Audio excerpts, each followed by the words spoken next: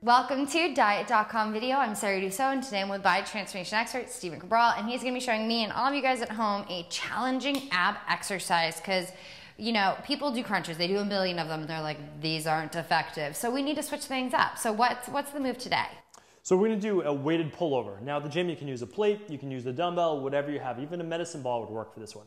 What we want to do is activate all of the muscles through your abs and your core. So we're actually going to use your lower back, your obliques, and your abs, and your hip flexors. So all of the muscles really in the core right here. Now the nice thing about this, and the nice thing about ab exercise in general, if you're doing them correctly, is you don't need to do 50 or 100 reps. You don't do 50 or 100 repetitions for any other muscle in your body, so why would you do them for your abs? It doesn't make sense. You should be able to fatigue your abs in under 30 reps, and I usually shoot for somewhere between 12 and 20. So I'm going to show you an exercise today, lying down on this bench here, that you're going to be able to fatigue your abs in 15 to 20 reps. And the reason is you get to dictate how much weight you use. So if in the beginning you might want to start with 5 pounds and then eventually move up to something like 12 or 15 pounds. We're going to use the 12 pounder today. So what I want you to do is slide all the way to the very edge of this bench. So what I'm going to have Sarah do is stretch her legs out straight, right here. Good, and then lie down on your back. Actually shimmy down a little further. Okay, so what we can do here is we can have Sarah stretch the weight over her head. At the same time as she's coming up with her upper body, she's going to bend her knees and pull them under the weight. So right like this, good. And then she's going to come back down and open everything back up. And then just like an accordion, kind of squeeze everything together.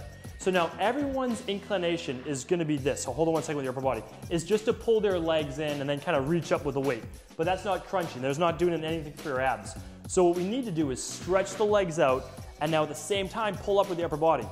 Make it harder. Try to meet your chest to your quadriceps, okay? And then come back down.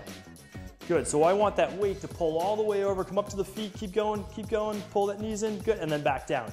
Now the higher you come up with your upper body, the more concentration there's going to be in the abs.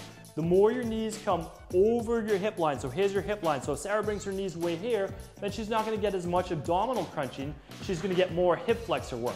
So what I want Sarah to do is stretch back and open and then close everything back up, really pulling with the upper body nice and fast. And then down slowly to protect the lower back, and then crunch up fast so all of these abdominal muscles fire all at once. Good. And then breathe in on the way back.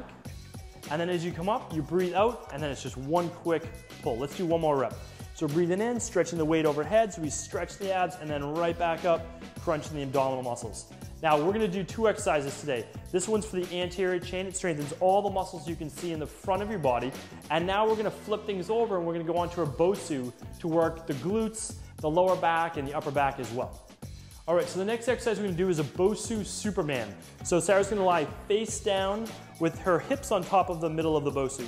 Now this might take a little bit of positioning to find out where your center of gravity is, because what I want Sarah to do is lift her arms and legs at the same time.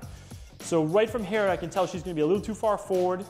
Good, so move back slightly with your legs, good. And now she's gonna stretch her arms overhead. So what I want to do, so find that center of gravity. You're going to keep your arms overhead the whole time so you can find your center. Good. And now see how she's at the top. Lift your legs nice and high. Squeeze your glutes, squeeze your lower back, squeeze your upper back. Perfect. Now lower slowly, but try not to let your feet or hands touch the ground.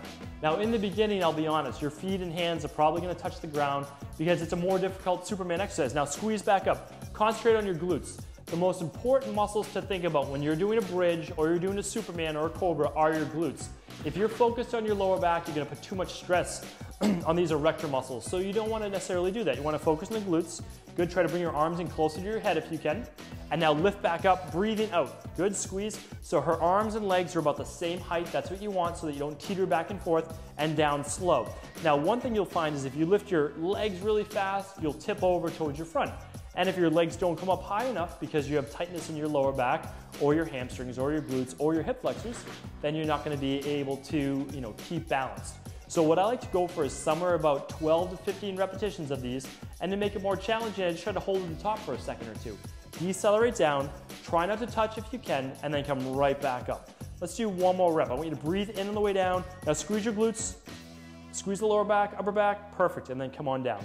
So what we have here is a nice combination of an ab exercise and a lower back exercise to make sure that you stay nice and balanced. And I always do my lower back after I do my abs because we always want to try to pull open the upper body in front of the body for posture. And so that will help people correct their postural imbalances. And this is an awesome, combination of two moves, because a lot of people neglect doing their back. Everybody remembers to do their abs because you see those, and people forget that your back is equally as important, if not more, to prevent injury and pain. Exactly. So hopefully you enjoyed this video. Don't forget to check out our other videos featuring Steven, and we'll see you soon. Bye.